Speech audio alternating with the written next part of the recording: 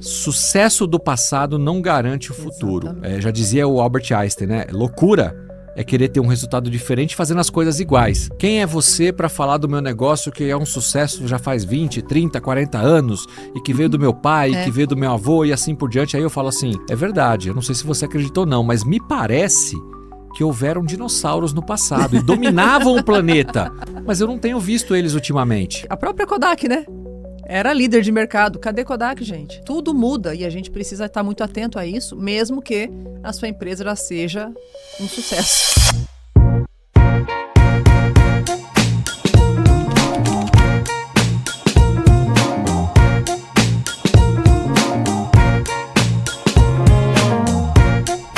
Seja bem-vindo ao podcast Liberdade Empresarial, podcast que é feito para você, empreendedor, que quer viver com lucro, liberdade e alinhado com o teu propósito.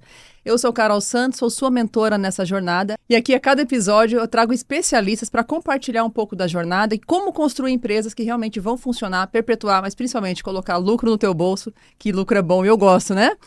Vamos lá, gente. O nosso convidado de hoje é uma das maiores referências em gestão, governança e profissionalização de empresas familiares no Brasil. Ele reúne mais de 30 anos de experiência como executivo, atuando como CFO, diretor de operações e também é membro de conselhos administrativos e consultivos de grandes empresas, além de ser sócio e vice-presidente da Board Academy, uma das maiores instituições formadoras de conselheiros do Brasil. Seja muito bem-vindo ao nosso podcast, Marcelo Simonato. Muito obrigado, Carol, pelo convite.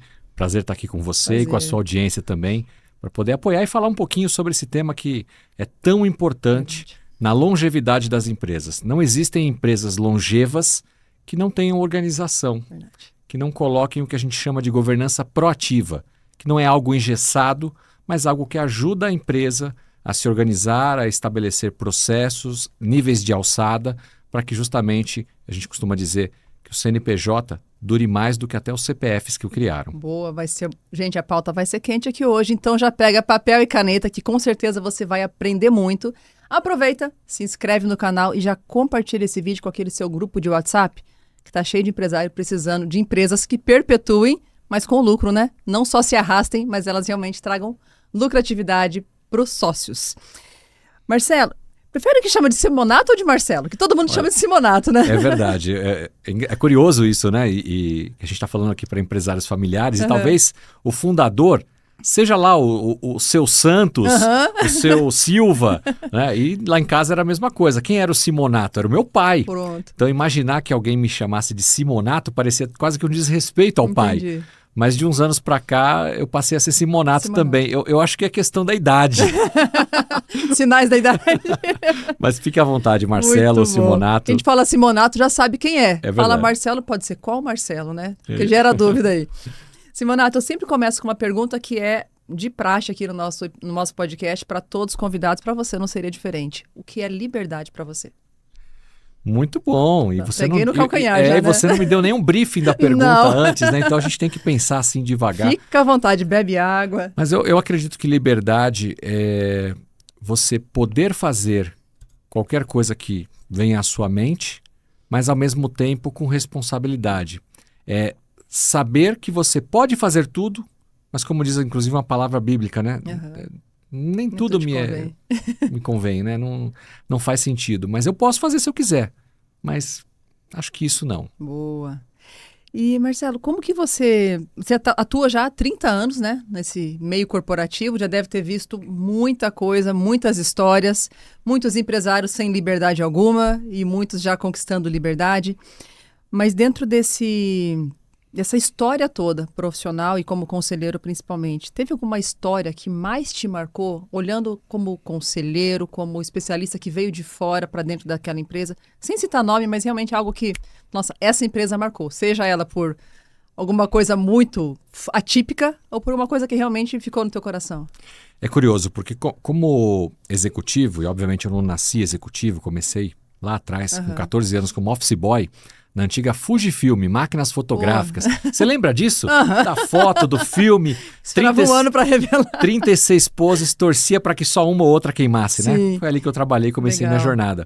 E passei por grandes multinacionais. Uma multinacional não é uma empresa familiar, é um ambiente corporativo, normalmente a matriz está fora do país, né, e você se reporta ali para um diretor, para um CEO, e ele se reporta ou para um conselho ou para um board, que fica no exterior. E assim segui a minha trajetória profissional nos meus primeiros anos aí de carreira. Em determinado momento, eu começo também a pisar no mundo dos conselhos. Então, paralelamente à carreira executiva em grandes empresas, comecei a atuar como conselheiros. Aonde?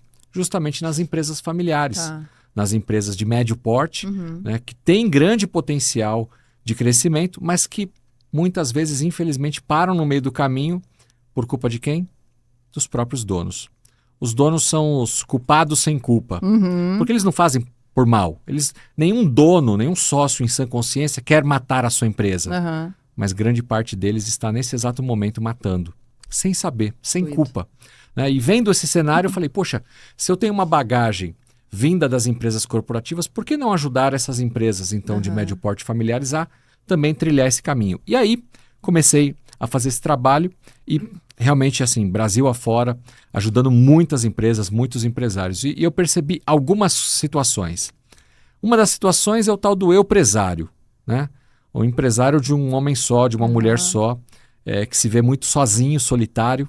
A vida desse empresário que não tem amigos, que não tem sócios, que não tem, às vezes, nem assuntos para discutir com o próprio cônjuge. Verdade. Então, é uma pessoa extremamente solitária. Segundo lugar, e aí isso para mim é muito marcante, muitas famílias destruídas por conta da empresa. Não conseguiram separar a vida comum do lar da vida empresarial. Então, ora marido e mulher, ou irmãos, ou pais e filhos, trabalhando juntos, e aquilo vai deteriorando a relação familiar, né? O que deveria ser uma coisa saudável. Então, eu constituo uma empresa. Para mim, na minha cabeça, é um orgulho ter um filho meu trabalhando comigo. Mas e depois que o filho entra na empresa? Aí a gente se torna inimigo?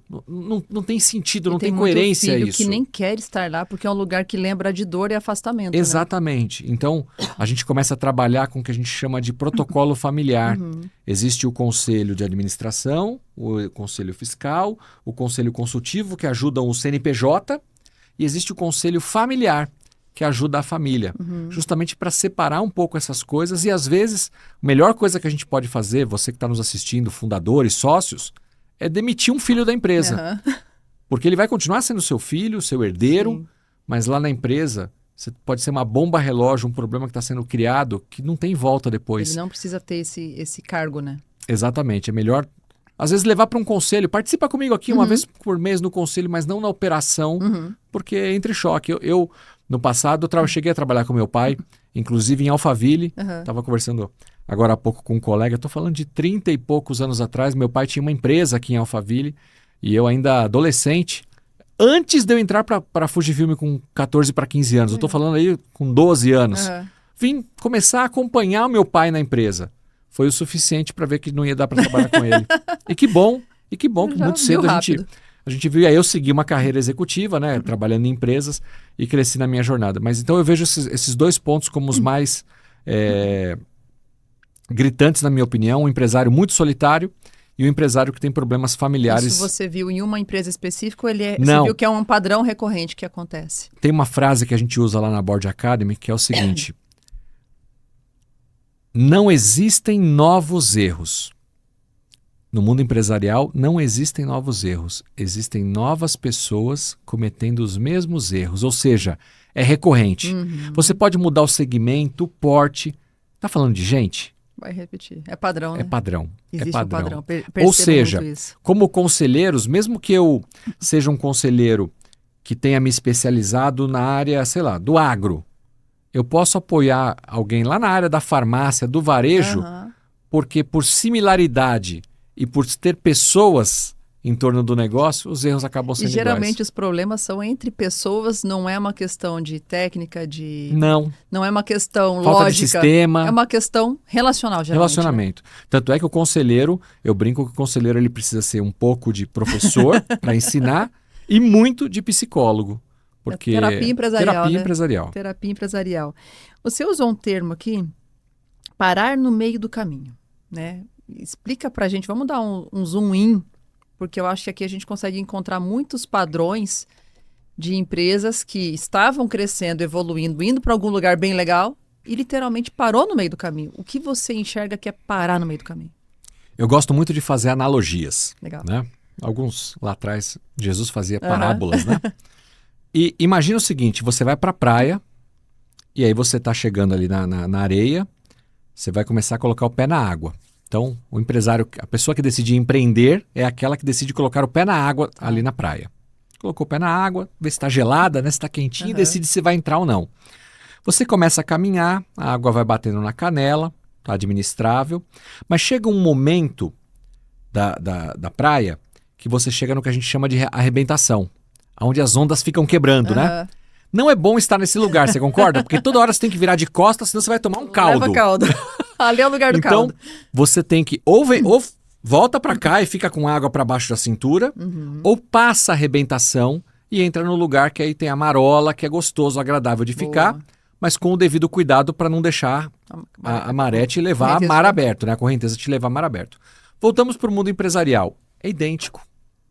O empresário que começa lá pequenininho, colocando o pé na água, tá até na canela, ele vai vivendo. E é um negocinho dele, talvez seja um salário de luxo, né? Eu finjo que sou empresário, mas eu sou empregado da minha própria empresa, ouro, né? Algema de ouro. Algema de ouro e tô ali, tudo bem. Aí ele começa a crescer um pouquinho mais. Surge uma oportunidade, um crescimento de faturamento. E aí o meio do caminho é a arrebentação. Tem muita empresa que não consegue passar da arrebentação. E é na arrebentação que elas morrem, porque ninguém aguenta ficar levando pancada o tempo todo, né? Então, essa empresa do pequeno para o médio porte, né? Existe uma transição, especialmente ali quando você sai do micro e pequena empresa, que você ainda tem um apoio do Sebrae, digamos assim. Depois você se vê órfão para chegar nesse médio porte. O médio porte é assim, uma empresa de 10 milhões a 200 milhões. É um range muito grande, É né? muito grande. Então, passar por isso, e para passar por isso, para chegar no mar aberto e aí ser uma empresa mais sólida, estruturada, esse empresário, a primeira coisa que vai ter que acontecer, ele precisa amadurecer profissionalmente. A empresa pode ter o mesmo sócio, pode ser os mesmos CPFs, mas as pessoas nesse CPF precisam mudar. O mindset, a mentalidade empreendedora. É uma maturidade emocional, é uma maturidade de liderança, de gestão, tudo isso junto? Tudo junto. Organização financeira, gestão processual, entender que sozinho ele não vai conseguir, ele vai precisar delegar. Legal. Quantas empresas param nesse momento porque tudo está na cabeça de um dono, tudo depende de um único dono. E o braço é curto, né? É curto, o cobertor é curto, né? Então puxa para cá, puxa por lá. Tudo que você vai falar, mas tem que falar com fulano, tem que falar com fulano. Ele é tudo. Ou essa pessoa vai morrer ou ela vai matar a empresa. Então, o que era aquele baita profissional que começou um negócio, daqui a pouco é o vilão que vai fechar o próprio negócio. E aí que chega aquele ponto que muito se fala, que quando o empresário é o que está travando o crescimento da empresa. Ele se torna o gargalo do crescimento. Sem exceção. Toda empresa... Empresário, essa é a hora que talvez você desligue aqui o canal, mas fica com a gente, porque... a gente está aqui para, obviamente, falar verdades. Trazer clareza. Né? Clareza para apoiar vocês. Toda vez que a gente vê uma empresa que não está sendo bem sucedida, a culpa não é do funcionário. A culpa é sempre do líder. No caso de uma empresa que tem donos, dos seus donos, dos empresários. Então, os empresários precisam buscar ajuda. Essa ajuda ela pode vir de várias formas. Seja ele voltando para o banco da escola, aprendendo aquilo que ele não sabe, né? Melhorando, então...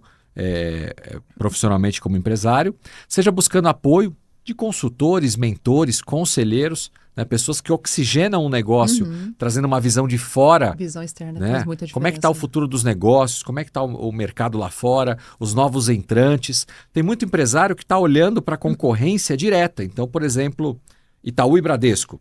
Eu tenho uma banca de laranja, vou olhar outra banca de laranja. Mas, na verdade, eu tenho que olhar os novos tipos de negócio que vão substituir o meu. Legal. Hábitos de consumo diferentes. Então, por exemplo, hoje você, acredito que saiba disso, mas o grande concorrente do mercado de fast food não é o McDonald's com o Burger King. Quem que é? A canetinha do Mojaro, do Zempic. Né? É a academia, né? As baladas, o pessoal está trocando por academia. Então não adianta eu olhar para a academia do vizinho, eu tenho que olhar o hábito de consumo que está mudando. O empresário sozinho ele não consegue ter essa visão. Não dá nem tempo, né? Porque ele está mergulhado no operacional. No então, problema, ele precisa de gente ao redor dele para dar esse up profissional dele, para ele realmente atravessar essa curva. Esses dias eu estava conversando com um cliente meu e eles têm um restaurante. E aí, analisando os números, a gente foi chegando e eles estavam assim, Carol, não sei o que aconteceu, caiu o faturamento assim, assim. Eu falei, eu sei o que aconteceu. Monjaram. Aconteceu isso. O teu cliente é um perfil de cliente que está usando caneta emagrecedora, que está buscando um estilo de vida mais saudável. Fazendo comida em casa mais saudável e trazendo então a marmitinha. Ele não vai sair de casa para comer mais aquela batata cheia de cheddar, cheia de bacon, cheia de gordura, cheia de coisa. Por quê? Uma, porque não desce. Outra, porque já não é mais o estilo de vida dele. Então, você tem que adequar o seu cardápio. Com certeza. Então, olhar para esse movimento externo, gente, não é uma coisa que você vai olhar depois. É todo dia. Que todo dia o comportamento do consumidor está mudando. A tecnologia muda, o comportamento do consumidor muda, o comportamento do seu time muda. E aí a gente chega naquele ponto que talvez você já deva ter ouvido muito também. Eu cresci assim. Né? Eu cheguei até aqui sem precisar de ajuda, sem precisar de conselheiros, de ajuda externa. É porque o momento era outro, gente. Hoje a gente não tem mais esse tempo de aprender tudo sozinho, né? Eu escuto muito isso, tá? Parece que de novo, né? Não existe novos só erros. Muda o endereço, só muda o endereço. Não, porque quem é você para falar do meu negócio que é um sucesso já faz 20, 30, 40 anos e que veio do meu pai, que veio do meu avô e assim por diante. Aí eu falo assim, é verdade, eu não sei se você acreditou ou não, mas me parece que houveram dinossauros no passado e dominavam o planeta. Mas eu não tenho visto eles ultimamente. Então, assim, sucesso do passado não garante o futuro. Exatamente. Todo ano a gente vai ter que mexer na receita. Né? Porque, já dizia o Albert Einstein, né? Loucura é querer ter um resultado diferente fazendo as coisas iguais. Então, se todo ano eu estou fazendo igualzinho... Vai dar problema. Eu tô todo ano ficando menor. Tem alguém entrando melhor do que eu, mais atualizado. Né? E o que a gente falou do cliente é importante. Escutar o cliente. Talvez o cliente não queira mais o seu produto, mas ele gosta de você. Sim. Então dê a oportunidade dele te falar o que ele gostaria. Ouvir, né? Cara, eu venho aqui, mas eu não quero mais esse hambúrguer hambúrguer com ovo, né? Pingando óleo. Dá para você fazer agora uma coisa mais saudável? Eu continuo vindo aqui. E adaptação, né? Adaptação. E isso, gente, independe de nicho, entende? A gente pode falar isso desde a manicure, da tia que faz bolo na garagem até a multinacional. A própria Kodak, né? Era líder de mercado. Cadê Kodak, gente? Né? Então, tudo muda e a gente precisa estar muito atento a isso, mesmo que a sua empresa já seja um sucesso. Porque não tem garantia de futuro. Né? É assim, isso é teoria para tudo. Algo nasce do zero. E na vida, né, nós seres humanos. Então, tem o crescimento, pode ser exponencial ou pode ser mais tranquilo. Então, nós, né, criança, bebezinho, 1 ano, 2 anos, tal, vamos chegar a 18 anos adulto, mas o auge da nossa estatura, força física, está lá em 20 e poucos anos. O que acontece na sequência? Uma estabilidade e depois, no caso do ser humano, queda, certo? Natural, inclusive de tamanho. Natureza. A gravidade é terrível, vai derrubando tudo. A empresa é igual. Você cria a empresa. Ela pode ter um crescimento rápido ou lento e vai crescendo. Mas ela vai atingir o que a gente chama de platô. Quando você, empresário, percebe que ano após ano a sua empresa está estagnada naquele faturamento, ou o dividendos, o lucro, o prolabore que você está tirando, você não consegue ampliar, isso é um sinal de alerta grave de que a empresa está no platô. E como na natureza, depois do platô vem o quê? A queda. Ou seja, quando você atinge o platô, esse platô vai durar um período, é o momento de você se reinventar. Porque diferente do ser humano, apesar que hoje em dia, né, a estética ainda ajuda... A gente dá um stick push ali. Mas a empresa, nesse momento do platô, tem que desenvolver novos produtos, novos serviços, campanhas, o que quer que seja, para fazer a nova onda e continuar subindo. Porque se não fizer nada, a tendência é queda. E às vezes é mais rápido do que a pessoa imagina, né? E Simonato, quando que é a hora das empresas começarem a olharem para a estrutura de conselho, para a estrutura de governança? É nesse momento? É antes disso? O que você enxerga aí? Vamos lá. Eu vejo 2 momentos para que uma empresa pense em conselho. Inclusive um parênteses aqui. Nos Estados Unidos, as empresas lá elas nascem com 3 tipos de assessoria. Assessoria jurídica, assessoria contábil e um advisor, que é um conselheiro, uma única pessoa. Legal. Os 3 apoiando a empresa. No Brasil também, para a gente abrir uma empresa, a gente precisa de um contador. Eventualmente, o próprio contador já faz ali o contrato social, né? Mas uma empresa um pouco maior usa também o serviço jurídico. Sim. Agora, o conselho, nem todas já abrem uma empresa tendo o conselho. Tocam na coragem, né? O brasileiro. Então, quando no Brasil é ideal para que uma empresa pense num conselho? Especialmente quando essa empresa está pensando no processo de sucessão, uma dor muito grande hoje nas empresas familiares. Talvez você que está nos assistindo, essa seja a sua dor, né? Estou aqui na empresa 20, 30, 40 anos. Quem vai me suceder aqui na empresa vai ser um filho, um neto, não tem ninguém. Vou ter que vender a empresa, vou colocar um funcionário. Então, sucessão é um tema crítico. Ou porque a empresa ela busca realmente melhorar os resultados dela até para uma possível venda da empresa.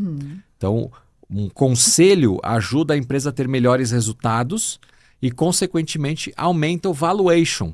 Quer vender sua empresa? Nada melhor do que antes de ir para o mercado, instaurar um conselho, ajudar o conselho a melhorar toda a governança da empresa, porque essa empresa, no mercado, para quem está olhando para comprar, ela vai valer mais. Legal. É como um produto, né, gente? Teu produto tem que ser interessante. A tua empresa tem que ser interessante para quem vai comprar. Então, até se puder explicar esse conceito de valuation e de governança que você trouxe, dá uma expandida também para o pessoal de casa entender que talvez eles ainda estão com o pezinho na água lá, ainda não entendeu que tem o próximo nível. Vamos não lá. Entendeu que tem a arrebentação ali na frente. Eu pergunto sempre para empresários assim, se você fosse vender a sua empresa hoje, quanto ela vale? Todo empresário tem um número. Ele pode não te falar, mas ele tem um número imaginário na cabeça dele. Seja por X vezes o faturamento, ou quanto que ele gastou ali no prédio, nas máquinas. Ele tem um número do coração. Eu não vendo por menos disso. Pode ser apego, mas é um número, né? Mas ele tem um número. E aí, eu falo para ele assim, independente do seu número, existe um número técnico de valorização do seu negócio. Dependendo do porte da empresa, esse número ele é calculado de formas diferentes. Mas eu vou colocar 3 aqui que são, digamos, as mais comuns e básicas. Número 1 é fluxo de caixa descontado. O que é isso? A gente olha para a empresa, olha para a projeção de fluxo de caixa dela, tudo que ela tem a receber a futuro, tudo que ela tem a pagar a futuro, traz isso a valor presente e vê se isso é positivo ou negativo. Então, alguém compraria a sua empresa por quanto ela tem a receber ou quanto ela tem a pagar para alguém. Isso é um modelo, tá? Fluxo de caixa descontado. O outro modelo é valor patrimonial. Deixa eu ver aqui quantas máquinas tem, quantos carros, o prédio é próprio, não é? Né? Às vezes até a marca, essa marca sua é importante, ela vale tanto, então eu valorizo todos os ativos da empresa, tiro depreciação, né? E tem lá um montante e estou comprando o seu negócio pelo valor patrimonial. Tem alguns negócios que a gente não quer nem saber que máquina que tem ou não, eu estou comprando na carteira. Porque para mim a carteira de clientes, os contratos são importantes muito mais do que o patrimônio dele, porque eu tombo isso para dentro da minha empresa e eu quero aquele cliente que eu não tinha. E a forma mais costumeira de se comprar é a de múltiplos de EBITDA. EBITDA é o lucro operacional da empresa.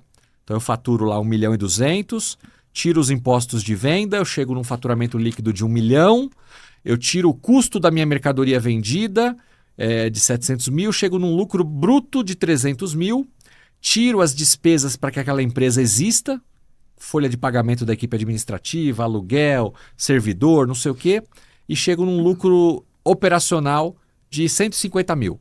Então esse é o EBITDA. Dependendo do segmento da empresa, está no setor do agro, do varejo, tecnologia, cada um deles tem um múltiplo de EBITDAs diferente. Que já é na terminação do mercado. Do mercado. Não é o empresário que escolhe isso. O empresário consegue melhorar o EBITDA da empresa dele. Agora o múltiplo é o mercado que dá. Então vamos dizer que a minha empresa está num setor aqui de varejo alimentar. E o varejo alimentar pratica 8 EBITDAs. Então se a minha empresa tem um EBITDA de 100 milhões, 100 mil reais, logo a minha empresa hoje para o mercado, eu venderia ela por 800 mil reais. Então, 1 milhão de reais, 8 milhões e assim por diante. Só que esse número, independente de qual dos cálculos a gente vai usar, ele é um número técnico.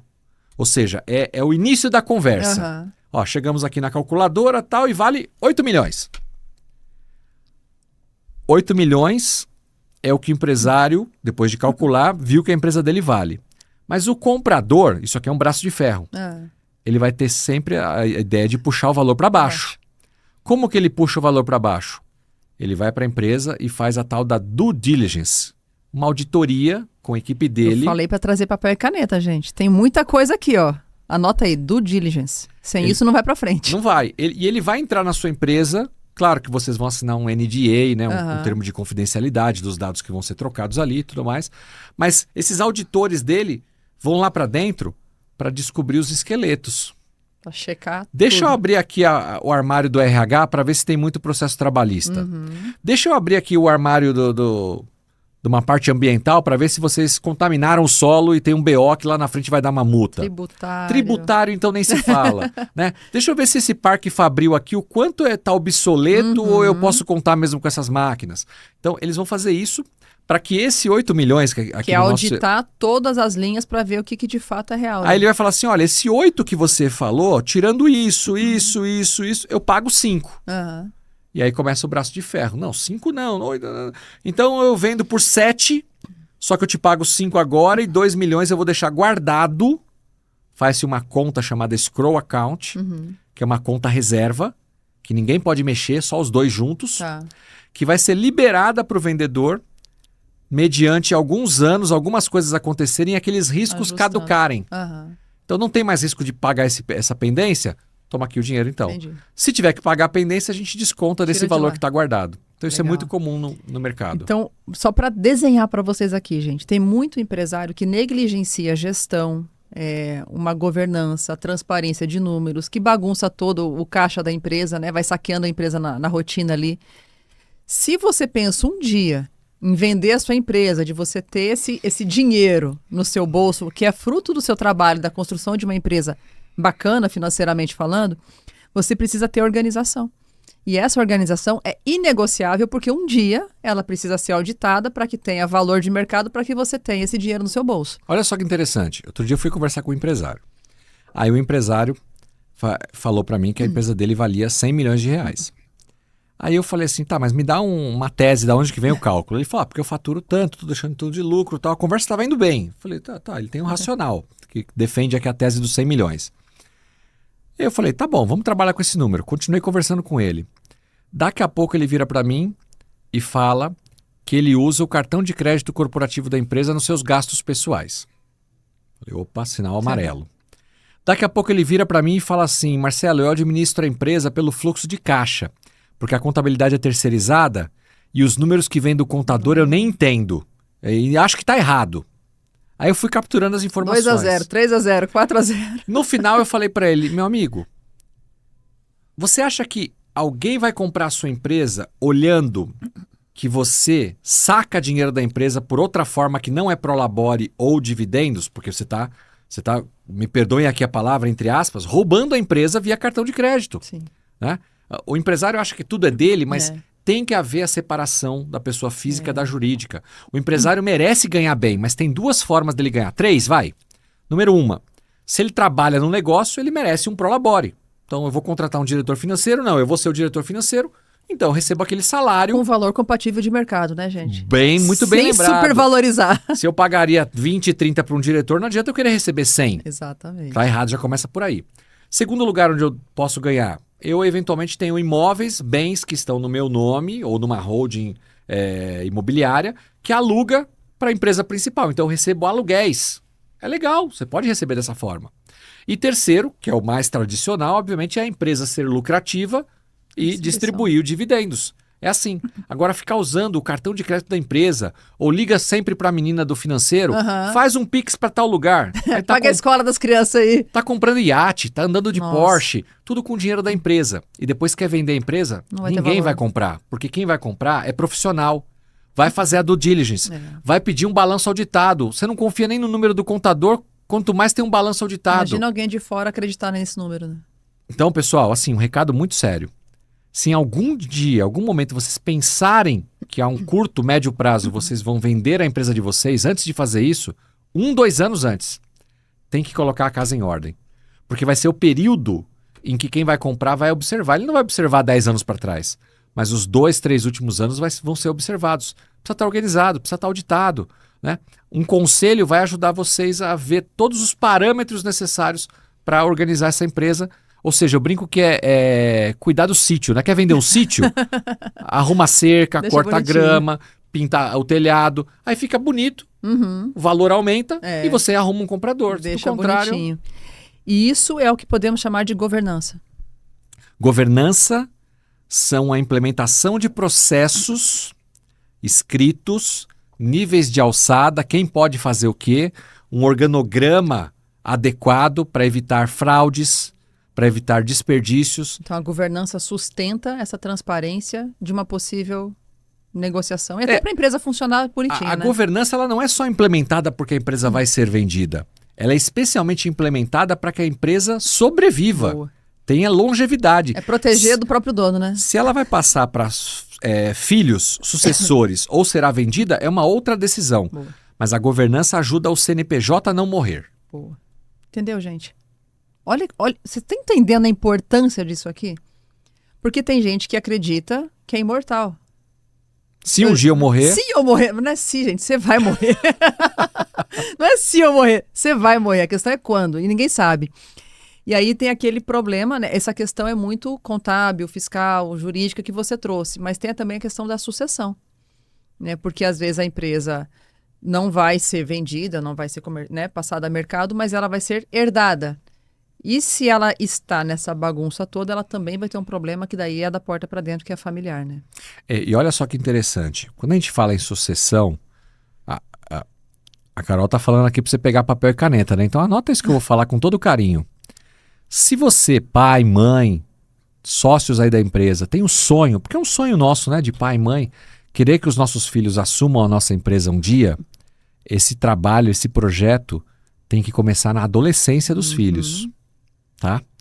É o filho ali com 12, 13, 14 anos começando a visitar a empresa de vez em quando com você. É você pensando no ensino médio dele, depois na faculdade, voltado para uma área em que ele depois possa atuar na empresa. Não adianta eu ter uma empresa estabelecida e aí meu filho, com todo respeito a todas as profissões, Sim. mas só para dar um exemplo, aí meu filho vai ser médico. Se ele vai ser médico, ele vai voltar na minha empresa, que é uma empresa da construção civil? Não tem conexão. Ele não vai conseguir agregar ali dentro. Ele é meu filho, ele é meu herdeiro do meu patrimônio, mas como sucessor da empresa, ele não vai ser, porque ele escolheu uma outra profissão. Exato. Então eu vejo muito erro, por isso que eu falei que os pais e os empresários são os culpados sem culpa, porque a gente querendo dar o melhor para os nossos filhos, prepara eles para o mundo. Ótimo. A minha filha está morando nos Estados Unidos, é arquiteta. Ela vai voltar para o Brasil para tocar o seu negócio, fábrica de prego? Não vai. Agora, se você tivesse colocado ela desde cedo lá na empresa, ela poderia fazer rotina, qualquer né? outra coisa, administração, uma área industrial, marketing, mas voltado para ajudar a sua fábrica de prego a fazer outros equipamentos, outros produtos derivados do metal. Bacana. Né? Então, eu vejo muito isso. Eu estava conversando com uma dupla, né, 2 sócios hoje cedo, e os 2 têm filhos, e eu perguntei, e aí, os filhos vão vir para o negócio ou não? Uhum. E aí os filhos estão em época de faculdade. E aí eu falou assim, justamente, um falou assim, meu filho tá se formando em medicina, não sei se ele vai vir para cá. E o outro falou assim, meu filho está em administração e eu tenho certeza que ele vai vir para cá. Aí eu falei assim, parabéns para você, se você já tem essa certeza e colocou seu filho numa faculdade que faz mais Compatível, né? sentido.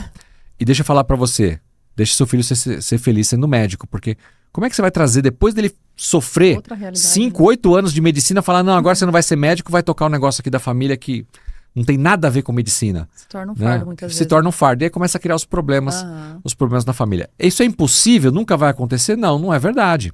Pode acontecer. A gente Sim. vê pessoas de segmentos distintos Sim. que depois migram de carreira. Aprende a gostar, né? Mas É improvável. Né? é improvável, é mais difícil, né? Então, se a gente pode trilhar um caminho, receita de bolo, adolescente, convivendo na empresa, escolhendo, gosto de marketing, gosto de vendas, gosto do industrial, gosto de finanças, não sei do que, busca uma faculdade ligada àquilo e já traz a pessoa para trabalhar com você desde cedo. Ou quer fazer uma experiência fora, não, vai trabalhar em uma multinacional, conhecer um pouco de outro negócio, 2 anos e volta para cá. É um Fazer modelo vai também. calejar um pouquinho, né? Pode ser também. Mas também acontece muito, né? Você deve ter visto muita situação assim, ó. Tá lá com 20 e tantos anos, depois de formada, é que vai tocar no assunto, é que vai querer arrastar para dentro e a pessoa nunca nem pensou naquilo. E vamos falar, nunca passou pela cabeça. virou um playboy ganhou tudo dos pais, vida não fácil. Tem por quê. Vou trabalhar agora, pra igual quê, né? você, 10, 14 horas. Não quero essa vida para mim. Pra quê? Então muitas vezes a empresa se torna um campo de batalha onde fica cada um puxando para um lado, o pai forçando uma situação que às vezes o filho não quer, só que não é culpa do filho. Ele foi construído para não querer aquilo. Exato. Né? Para odiar aquele lugar. E a solução para esse caso, até para uma saúde da família, é a seguinte: seu filho, sua filha vão continuar sendo amados, vão continuar sendo seus herdeiros, e nesta situação a melhor coisa que você faz é não forçar eles a virem para a empresa. Marcelo, mas eu vou trabalhar o resto da vida? Não. No momento que você decidir parar no operacional, no dia a dia, instaura um conselho de administração, os sócios fundadores vêm para o conselho de administração e elege um funcionário ou contrata no mercado, um CEO, um diretor, um profissional, para tocar a empresa. E este funcionário, na posição ali de presidente, de diretor, reporta para vocês que estão no conselho. Vocês podem, inclusive, colocar os filhos no conselho. Porque eles vão aprendendo com você no conselho, sem ter que tocar a empresa. Deixa que profissionais toquem a empresa e vocês vão receber o quê? Dividendos, que é o principal ganho de um sócio de uma empresa, né? E deixa a empresa ser tocada. Pode ser um outro caminho. Às vezes, quando um filho não tem o perfil, a melhor coisa que a gente fez é deixar ele ser só sucessor. Porque se eu forço ele a colocar dentro da empresa, ele quebra a minha empresa. É a pior coisa que eu posso fazer. Verdade. E dependendo da situação, ele acaba tendo uma rejeição da equipe que está lá, porque ele não construiu aquilo, ele nem estava lá no dia a dia, ele nem sabe muitas vezes como funciona, mas colocado numa cadeira onde ele vai ter que liderar pessoas, ele não vai conseguir. Ele não tem força de liderança, né? Exatamente. É um erro brutal um filho entrar para um negócio sem nunca ter participado de nada da empresa. Por sangue, não por competência, né? Isso é um problema sério. E você falou também da questão de famílias destruídas, né? E aí entra a questão, mais uma vez, de uma governança, de uma estruturação, de conselho, até para proteger a família, né, Simonato? Proteger a família, com certeza. Muitos negócios, né? No Brasil, a grande maioria, algo entre 80% a 90% dos negócios no Brasil são empresas familiares. Seja uma pessoa que se aposentou, seja uma pessoa que perdeu o emprego e pegou aquela rescisão e teve que empreender inclusive por necessidade. Né? Vou montar um lava-rápido, uma pizzaria, um negócio pequeno. Aqui a gente está falando com empresários de todos os portes, né? Então cada um se identifique, lembre da sua história, da sua origem. Começou na garagem de casa, né? No quarto do filho. E o negócio vai começando e no começo está tudo bem, vamos todo mundo trabalhar, marido, esposa, filhos ali. Mas o negócio vai tomando uma certa forma que a gente precisa realmente proteger a família, a entidade família. Verdade. Né? Porque quando trata de dinheiro, né, a maioria dos divórcios eles são causados não é pelo adultério, é por problema financeiro, por discussão patrimonial. E às vezes não é nem a falta do dinheiro, né? Às vezes é o excesso do dinheiro. Excesso também causa atritos. Então, cuidado, né? O seu bem maior não é a empresa. Tem muito empresário que trata a empresa melhor do que a família, né? Não é. É a família. Então a gente tem que saber separar as coisas e às vezes o melhor que a gente pode fazer é realmente dividir. Não vai entrar na empresa porque se entrar vai atrapalhar a nossa relação familiar. Vamos criar o que a gente chama de protocolo familiar, o que pode ou o que não pode. Assunto da empresa a gente não discute em casa no domingo do almoço. Né? Vários critérios, parâmetros. Tem os combinados, né? Os combinados. Quem combina não sai caro. Boa, boa. E você tem uma estrutura chamada conselhinho, né, que é para gerações futuras, né? Pode explicar um pouquinho sobre isso? Conselhinho. O que acontece? Você tem aí filhos, às vezes netos, né, herdeiros, de forma geral. E eles não estão no seu negócio. Ou eles estão sendo inseridos aos poucos. A gente começa a inseri-los, no que a gente brinca aqui, né, esse não é um termo técnico, esse conselhinho, que é a participação deles como observadores. Né? Antes de eu emitir uma opinião, eu vou aprendendo, eu vou observando, vou vendo como está acontecendo as coisas, né? Para que depois, à medida que eu vá ganhando maturidade, seja de idade, mas especialmente profissional, eu possa começar a participar efetivamente das decisões da empresa. Então, é muito interessante porque eles se sentem valorizados, participando, pertencentes, estão aprendendo ali, ouvindo, né, o que está acontecendo sobre o negócio. Então, é um pré-estágio, digamos assim, para que depois eles possam entrar na empresa. É muito legal. A gente fez a minha empresa e primeira reunião, os meus filhos são os mais novos dos sobrinhos, né, todos. Aí depois tem a pequenininha de 2, 3 anos, que é a sobrinha também. Mas eu fiz questão de colocar os meus, que eles têm 11 e 13 anos. Aí o pessoal falou, mas eles são novos, mas eles vão participar. Aí eles falei, sai da escola mais cedo, que vai ter reunião. Avisei a escola, eles chegaram. Aí chegou meu mais novo, chegou assim com a cadernetinha, sentou no computador e ficou. Aí depois anotava. É isso aí. E ele anotava. É bonito de ver. E eu falei, gente, olha, ele tá com 11 anos. E assim, é legal porque vê a construção. E a gente contou a história da empresa, por que a empresa existe, por que a gente está fazendo isso com eles, qual que é o papel deles na empresa. E eu achei muito legal porque ele despertou uma coisa ali que eu não imaginava. Eu tinha consciência que era importante ele vivenciar algumas coisas, algumas construções, mas como ele pegou aquilo, eu falei, gente, foi muito precioso. Agora, semana que vem tem outra reunião. Eles vão estar presencial. Esse foi online. Mas, gente, é uma construção que fica na memória lá no fundo da criança, que lá na frente ele sabe. Se aquele legado cair no colo dele, ele sabe de onde veio, para onde vai, se ele faz parte, se ele não faz, qual é o papel dele naquele momento, quando ele fala, quando ele escuta, porque a gente está construindo esse lugar. Então, é muito importante a gente olhar para as gerações, e muito se fala hoje da geração Z, reclama pra caramba, mas é cria nossa, gente. A geração Z nada mais é do que fruto da nossa educação. Se tá ruim é porque erramos. E vamos pensar o seguinte, claro que dependendo de cada setor, mas dependendo do que a sua empresa fabrica, produz ou presta de serviço, o seu cliente final é um desses jovens. Então, ter um jovem desse no seu conselho... E de repente vai sair dali um insight que vocês, nós, mais velhos, jamais pensaria. Não íamos pensar. Exato. Né? E isso é muito rico, por quê? Porque você está estimulando ele a fazer parte da forma que ele pode, naquele momento que ali, às vezes até o 20, mas um insight pode mudar tudo. Mas você tem uma construção para o futuro. Porque lá na frente não adianta pegar com 20, 30 anos e querer puxar para dentro da empresa. Ele não vai aderir à cultura. São pouquíssimos casos que deram certo. Que funciona, né?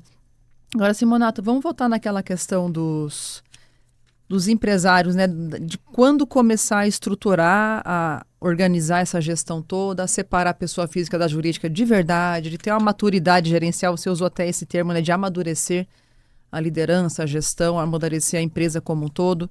Existe um momento em que isso é inegociável para que a empresa tenha uma vida mais saudável? Olha, eu diria o seguinte, tem muitos empresários que eu vou conversar com eles, e eles falam assim, a minha empresa não tem porte ainda para ter um conselho. Boa. Né? Então, acho que é essa a pergunta, né? Qual é o porte, né? Vem com essa história de que não tem porte. Aí eu falo assim, o que é não ter porte para você? Não, eu não consigo pagar um conselheiro. Né? Aí eu falo, tá, mas espera aí, deixa eu te falar uma coisa. Você sabia que todas as ONGs, fundações e institutos têm conselho? Ah, tem. Então, e o pessoal vai lá, empresários, executivos, e atuam como conselheiro nessas instituições de graça. É o tal do pro bono, por um propósito. Sim. Então, eu defendo essa causa aqui que combate a fome, então eu vou ser conselheiro daquela ONG para ajudar aquela ONG a combater a fome, né? Então, existem diversos ONGs, fundações, institutos. Até a própria Board Academy estimula a você participar a gente faz a formação que faça esses... participe como pro bono, uma primeira experiência, ajudando alguém. Segundo lugar, você sabia que hoje, grande parte, para não dizer a maioria das startups, já nascem com um conselho formado? Olha só. A startup, às vezes, é um PowerPoint. Não está nem faturando, que dirá porte. Mas por que colocam ali um conselho desde a origem? Para já ajudar a crescer com ordem. Boa. Opa, a caixa do sócio não é o caixa da empresa, separa. E por quê? Porque startup, por concepção, é uma ideia, normalmente com base tecnológica, que é concebida e que é levada depois a mercado para ser vendida, certo?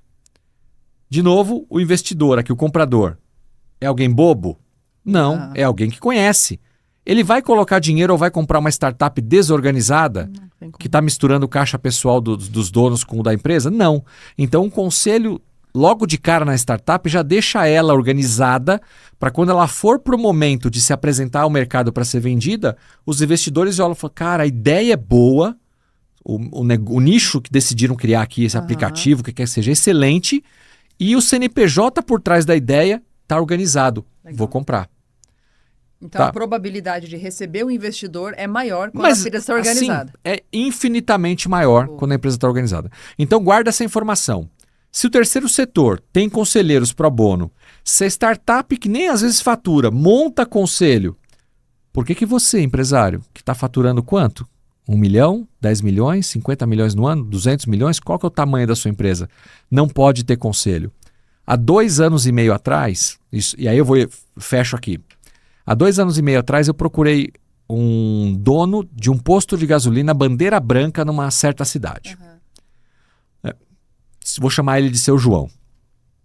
Seu João era frentista desse posto de gasolina que era de um português que veio para o Brasil, sei lá, 1930 e pouco, sozinho, montou um posto de gasolina naquela época, eu não sei qual facilidade que era ou não de montar um posto, ele montou um posto. Seu João era frentista dele, e aí depois de trabalhar tanto tempo com esse português não teve herdeiros e o posto de alguma forma caiu no colo do Seu João. Foi assim que ele virou empresário, meio que herança ali, né? E ele continua tocando esse posto, 2 filhos, os filhos cresceram, já são adultos hoje, trabalham com ele no posto. E eu fui perguntar pro Seu João, já pensou em ter conselheiro? Aí primeiro que não sabia o que era conselheiro, então você vai lá e dá uma aula. Conselho de administração, conselho consultivo, conselho familiar, o que cada um faz, né? Como pode te ajudar, não sei o quê. Ele falou, não tenho tamanho para isso não, sem condições. Aí eu falei, Seu João, deixa eu te fazer uma pergunta. O senhor teria condição hoje, nesse posto, de contratar um ex-diretor da Shell? Aí ele falou, de jeito nenhum. Um diretor da Shell ganha mais do que eu e meus 2 filhos junto. E eu acredito, deve ganhar mesmo. Né?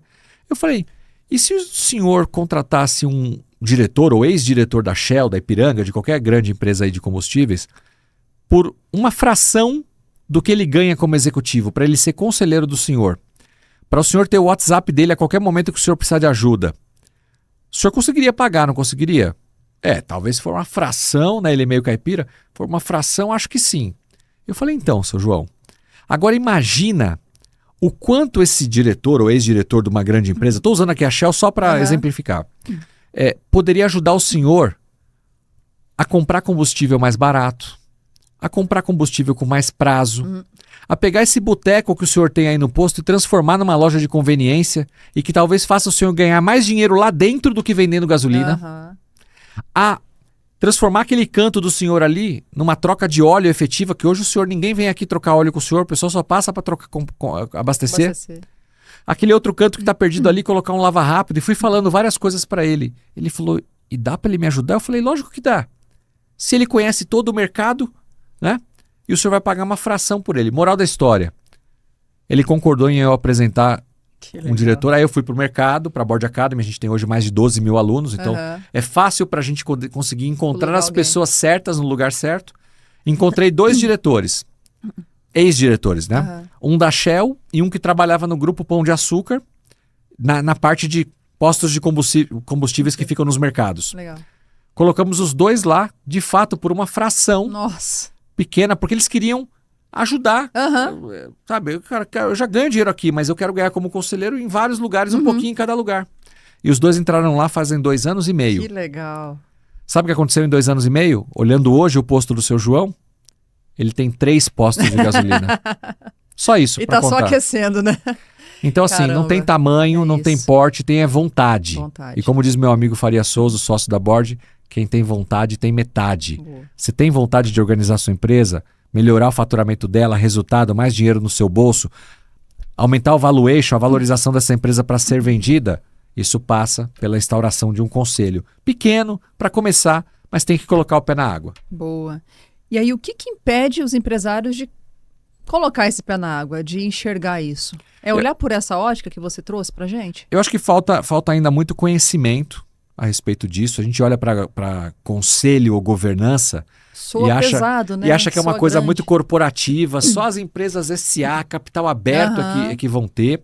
Tem aquele filme que você deve ter assistido, aquele filme da Apple, que conta a história do Jobs, e ele é demitido pelo conselho dele. Né? Aquilo ali é um conselho de administração. O Steve Jobs continuou sendo acionista da Apple, mas como cargo de CEO, que era um cargo executivo, o conselho falou, Jobs, você não está fazendo um bom trabalho. Tiraram ele do cargo, mas ele não perdeu a empresa dele. Ele continuou sendo acionista. Mas muitos empresários olham para esse recorte, essa fotografia, e falam, Conselho vai mandar na minha empresa, Vou né? mandar colocar um conselho aqui. Eles vão mandar em mim, vão me mandar embora. Não, o conselho consultivo não faz isso. Ele está aí para te apoiar. Quem decide, inclusive, ficar ou não com o conselho é você, empresário. Exato. Então, acho que falta um pouco desse conhecimento do mercado. E a Board Academy tem feito isso, né? Através das suas redes sociais. E a educação corporativa no Brasil ainda é muito embrionária, né? Tá muito engatinhando ainda, né? A educação empresarial.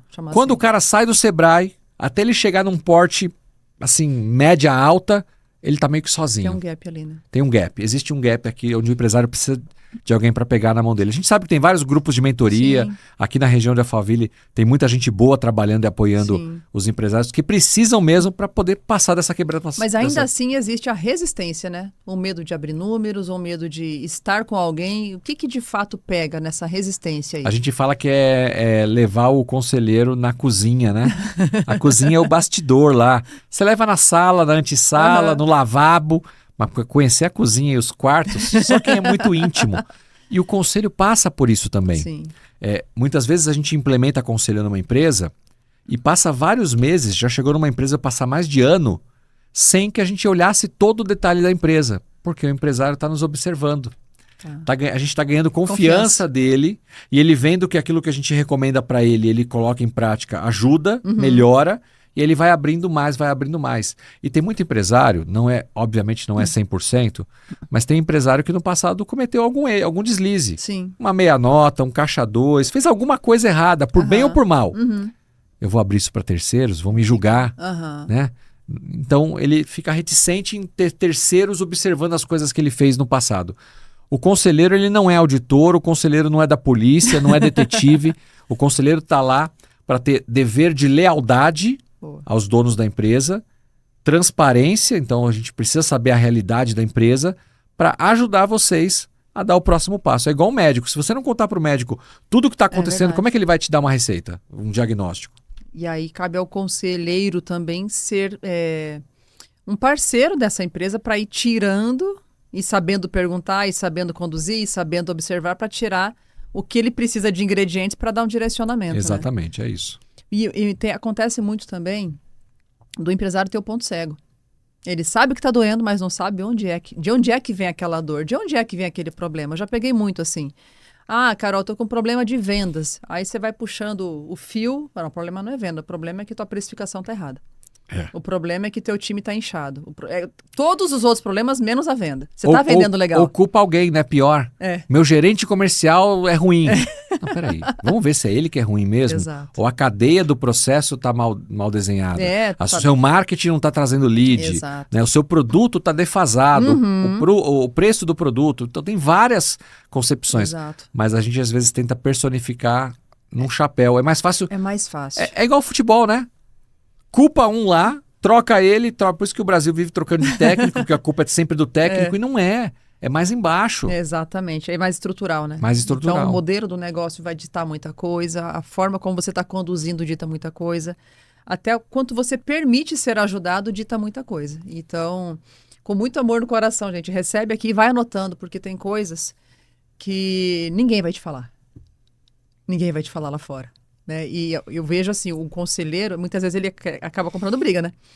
Ele tem que ter coragem de falar duras verdades, mesmo que desconfortáveis, mesmo que a pessoa não queira ouvir, mas ela é aquela pessoa de confiança que está ali pro teu melhor, pro teu bem. Posso, pegando um gancho nisso, falar uma coisa? Se você é empresária, decidir, né, dar esse próximo passo e implementar um conselho na sua empresa, nós da Board Academy podemos ajudar a fazer essa estruturação. Tá? Pode nos procurar, pode procurar através da Carol. Mas o importante, independente da Board Academy, é que você monte um conselho que seja independente. O que é isso, um conselho independente? Não pode ser parente, não pode ser fornecedor, não pode ser cliente, não pode ser funcionário. Ou seja, eu tenho total independência. Eu não trabalho para você, eu não vendo para você, eu não compro de você, não sou da sua família. Porque aí eu posso, realmente, com a minha independência, te falar com todo respeito, com toda a responsabilidade, mas te falar as verdades que muitas vezes esses 4 não vão falar. Ou toma partido, né? Tomar partido, né? Então, tenha conselheiros independentes que não têm vínculo, com perdão da palavra, rabo preso de alguma forma, né? Que eu não vou falar isso porque se eu falar isso ele para de comprar da minha empresa ou ele me manda embora. Então, não funciona, tem que ter independência. Até eu fiz a formação na Board, gente, recomendo, tá? Até comentei com o Simonato antes da gente entrar aqui, que eu era a única empresária que estava fazendo a formação. Os outros todos eram executivos de mercado. Maravilhoso os executivos de mercado estarem lá, mas eu falei, os empresários têm que estar lá naquela sala. Para entender a estrutura, para entender a dinâmica, entender a formação de conselheiros não é só para quem quer ser conselheiro, mas para o empresário que quer implementar um conselho na sua empresa, nada melhor do que ele entender o que é ser um conselheiro antes. E isso ajuda muito a gente a entender, discernir, até buscar melhores conselheiros para trazer, né, para dentro da empresa. Então, é uma formação, assim, é muito rápida, é muito prática, mas ela traz uma clareza muito grande para que a gente melhore enquanto empresário. E uma coisa que eu bato muito aqui, já falei em vários podcasts, o empresário tem que parar de aceitar o amadorismo como parte do jogo. A gente tem que ser mais profissional enquanto empresário, porque empresário é uma profissão. Exatamente. Não dá para ir tocando na barrigada a gente está em 2026, né? Como o Simonato trouxe no começo dessa conversa, não existe problema novo. Alguém já errou, então por que eu vou ficar repetindo os mesmos erros? Exato. É só aprender, mas para aprender eu tenho que sair daquela roda de fogo, né, do ciclo da sobrevivência do dia a dia, sentar a bunda na cadeira, buscar conteúdo, parabéns por estar aqui, né? E buscar realmente referências e pessoas para ajudar a resolver os problemas, que já não são novos. Você falou uma coisa importante. Vocês que estão nos assistindo já são uma minoria do empresariado brasileiro. Então, assim, parabéns, obrigado pela audiência, por tirarem esse tempo para estar assistindo isso aqui. Né? Então, é um grande primeiro passo. Mas não parem por aí.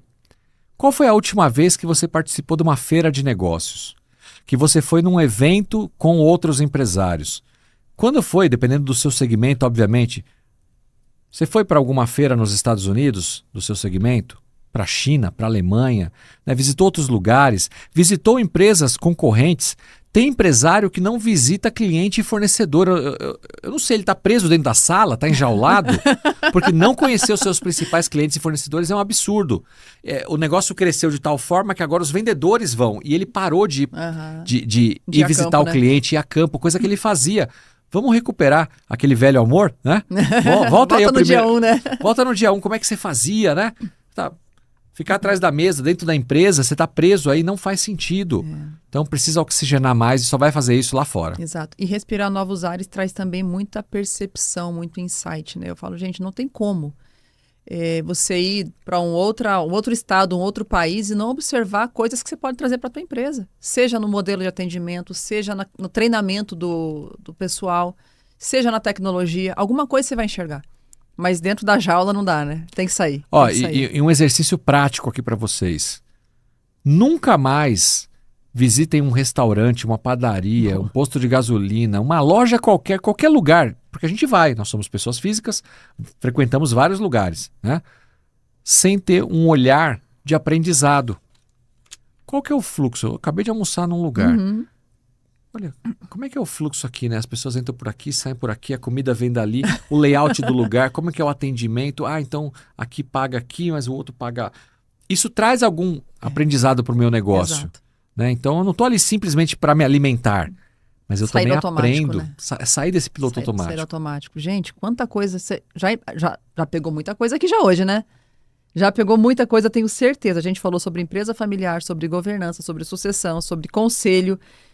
Que mais que a gente poderia falar e não falou ainda, Simonato? Tem coisa aqui, hein? Olha, a gente está num ano extremamente desafiador, um ano com recorde de feriados, um ano com... Eu não sei se eu falo da Copa do Mundo. Já acabou. Para alguns oportunidades, para outros frustração. Uns choram, outros vendem lenço, né? Ano de eleições, complexo, né? Daqui a pouquinho a gente está batendo na porta. E ano... de mudança tributária. Boa. Então, o empresário que não olha... Exercício de casa. Tem muita coisa, né, para ver. Segundo semestre, a gente já tem que estar ali agosto, setembro, olhando como é que vai ser 2027 e traçando cenários. Se fulano ganhar, como é que deve ficar as coisas? Se ciclano ganhar, como deve ficar as coisas? Deixa eu olhar para a guerra que está acontecendo lá não sei aonde. Mas é lá não sei aonde, Marcelo. Mas impacta custo de petróleo, impacta custo de logística, câmbio. Então, olhar cenários e desenhar cenários para o meu negócio é fundamental e eu tenho que fazer isso antes. Né? Mudança tributária. O quanto vocês estão atentos a essa mudança tributária e ao impacto que isso vai causar na sua empresa? Tem que conversar com o seu contador, seja interno ou externo. Contador, você não está me falando nada sobre a mudança tributária? Eu preciso saber, eu tenho que mudar o regime, o que vai me impactar, eu vou pagar mais imposto, é um desencaixe de caixa. E se esse contador que te atende não for capaz de fazer isso, sabe o que você tem que fazer? Está na hora de trocar. Tem muito empresário que está com o mesmo escritório de contabilidade de 20, 30 anos, porque é o vizinho, é o amigo, era do pai, e esse escritório parou no tempo. Exato. E esse escritório pode te levar ao fracasso. Exato. Cuidado, tá? Muitos amigos contadores, né?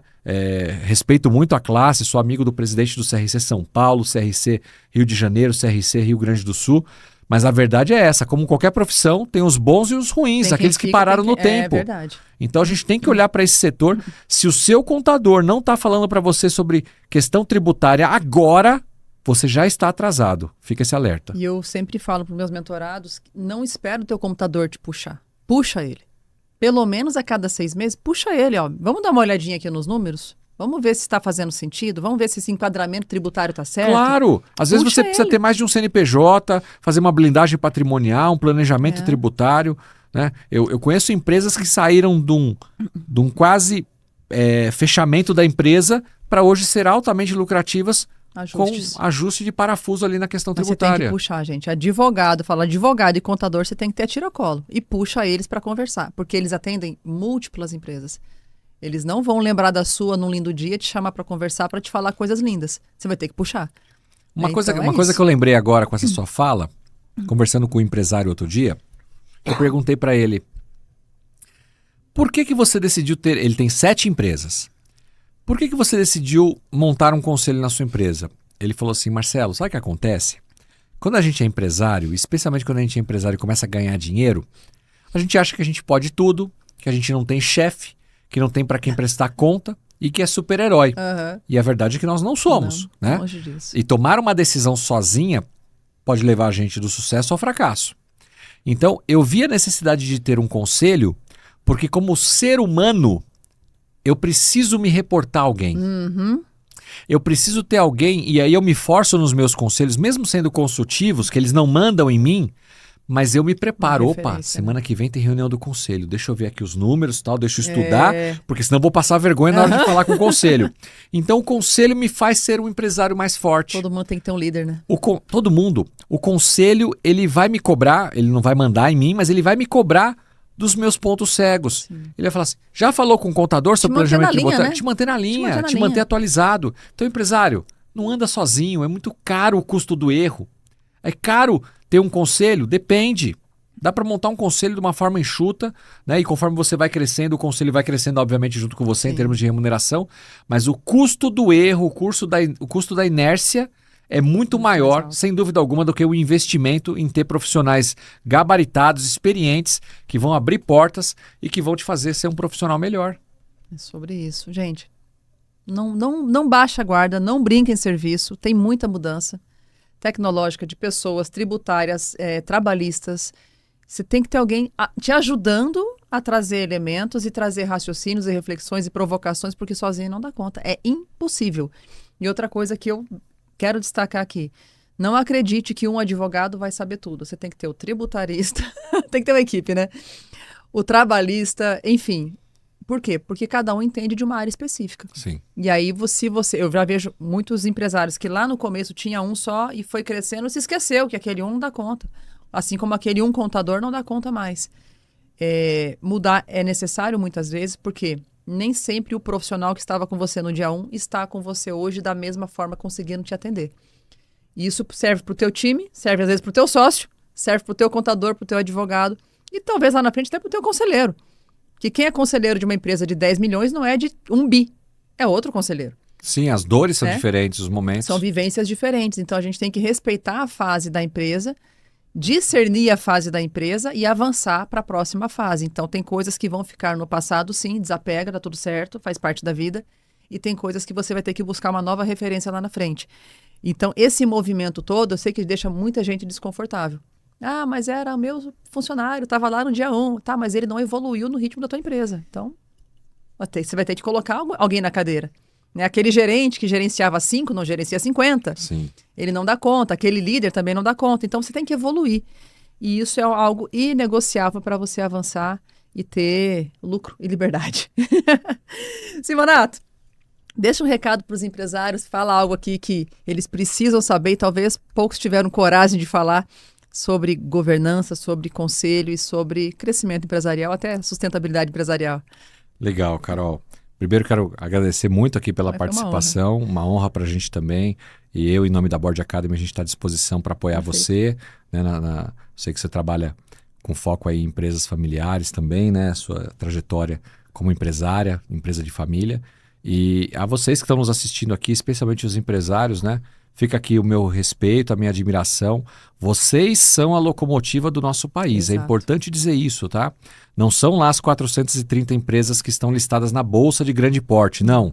É o pequeno, médio empresário que sustenta, que move, que gera empregos, que paga os seus impostos. Então, assim, a minha profunda admiração a todos vocês. E é por isso que empresas como a Board Academy surgiram para levar a governança não corporativa, não engessada, não robusta, mas na medida que cada empresa tem, para ajudá-la a ter maior longevidade, melhores resultados, faturar mais, com mais margem, redução de custos, que de repente tem torneira aberta aí sangrando o seu negócio, para no final das contas te deixar com mais dinheiro no bolso também. Então assim, siga firme, nunca pare de aprender, lifelong learning, né? Pense no futuro da sua empresa, se vai ser uma empresa que vai passar por um processo de sucessão. Prepare, traga os seus herdeiros para o jogo o quanto antes. Se vai ser uma empresa que vai ser preparada para ser vendida um dia, prepare a sua empresa, porque do outro lado, quem vai comprar vai querer olhar uma série de coisas que talvez você mesmo não está olhando hoje. Né? E fica aqui o meu abraço a todos vocês, desejando votos de sucesso. Obrigada pessoal. Parabéns por estar aqui até o final. Já compartilha esse vídeo, deixa aqui seu comentário. O que você aprendeu aqui hoje, o que você vai colocar em prática na tua empresa. E se você vai chamar um conselheiro, já chama o quanto antes, não perde tempo. E até o próximo podcast Liberdade Empresarial.